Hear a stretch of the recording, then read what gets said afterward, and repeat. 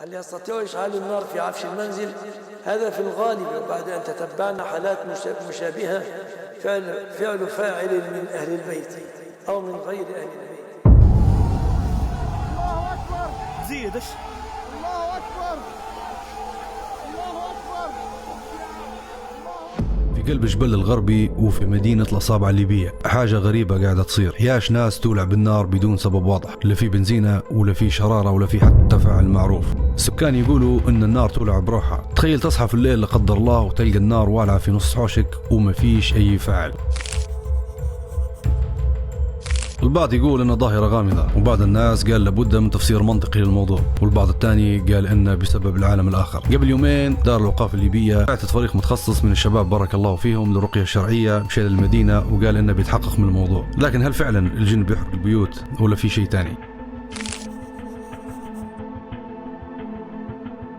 اللي يخلي الموضوع أغرب أن قبل أيام المنطقة تعرضت لهزة أرضية خفيفة حسب رواية السكان، وهذا يخلينا نسأل سؤال: هل ممكن يكون في جيوب غاز طبيعي تحت الأرض سربت وولعت من أقل شرارة؟ على حسب كلام خبراء الجيولوجيا قالوا أن غريان والأصابعة والمناطق المجاورة لها من العصور الجيولوجية كانت منطقة فيها صخور نارية، فهل ممكن يكون في نشاط بركاني خامل لا قدر الله وجعل الحياة؟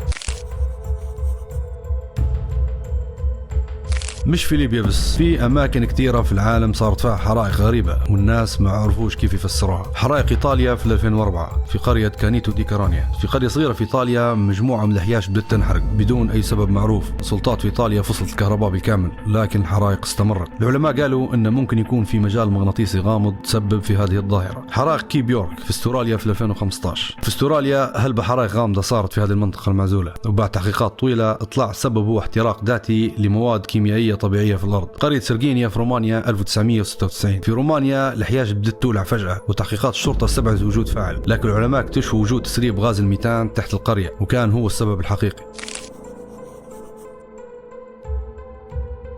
العلم عنده أكثر من تفسير للحرائق الغامضة، خلونا نشوفوا أشهر الأسباب المحتملة. التفاعلات الكيميائية الطبيعية، بعض المواد زي الفحم والزيوت والقش تقدر تولد حرارة ذاتية، لو زادت الحرارة كفاية ممكن تشعل بروحها. الغازات الجوفية الخطيرة، مناطق كبيرة تحتوي على غاز الميثان والكبريت تحت الأرض، ولو صار تسريب بسيط ممكن النار تولع بأقل شرارة. الهزات الأرضية والنشاط البركاني الخامل، الهزات الأرضية حتى لو كانت ضعيفة تقدر تسبب تصدعات في الأرض وتخلي الغازات المخزنة تطلع، ولو الجو كان جاف النار ممكن تولع بسرعة.